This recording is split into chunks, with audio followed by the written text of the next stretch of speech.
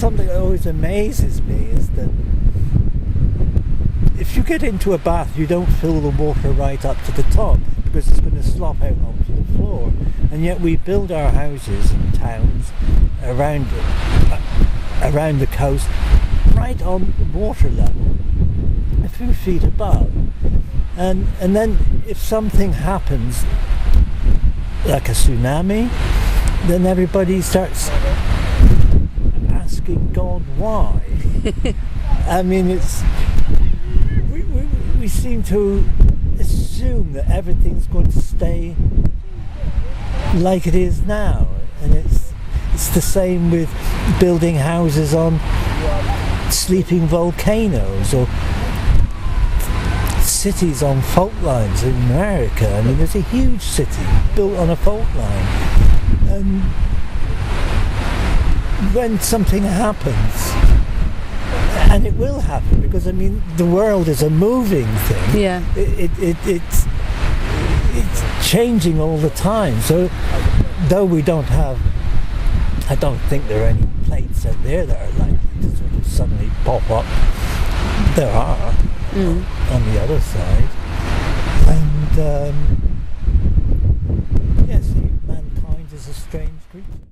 My story is, it was very wet last winter, and the only place I could walk the dog was along to Newlyn, along this path, and I came here one day and it was full of stones and part of the path had collapsed altogether.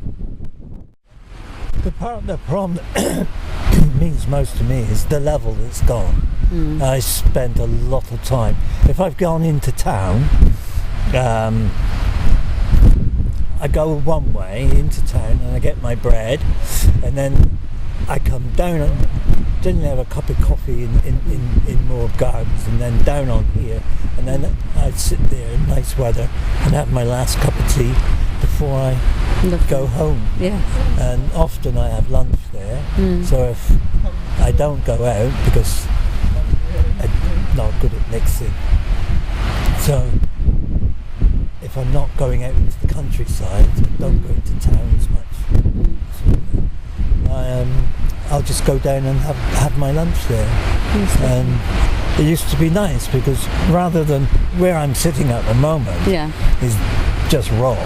And there you can hear the swish over the pebbles, which is nice.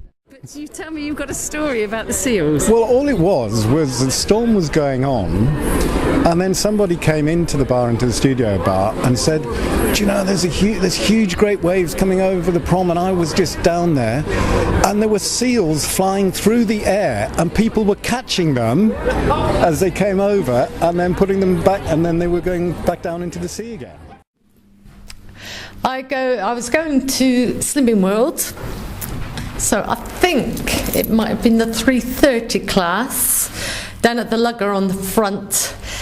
As I parked the car, I could see a row of people looking out to sea just by the swimming pool. So being a sticky beak, I was wondering what they were looking at.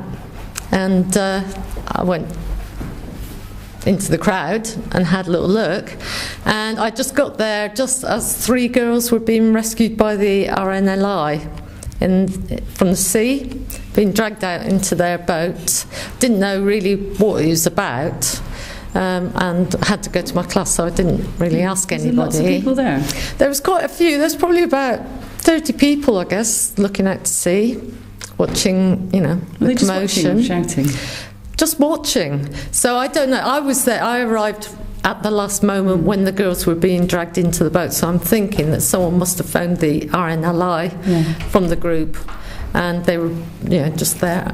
But later that night, when I got home, it was on Spotlight, I think, and one of the girls was the daughter of one of the RNLI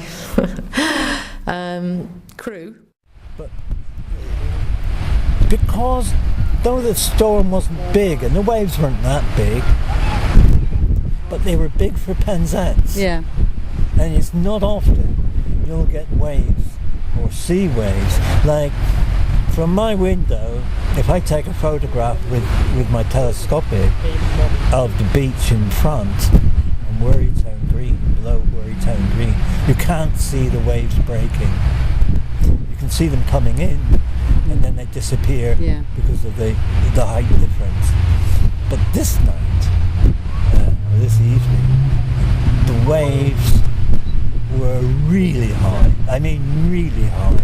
In fact, there's a seat, and I suppose the seat must be 6 or 7 feet long, and it looked like a quarter of a matchstick compared to the waves that were really towering up.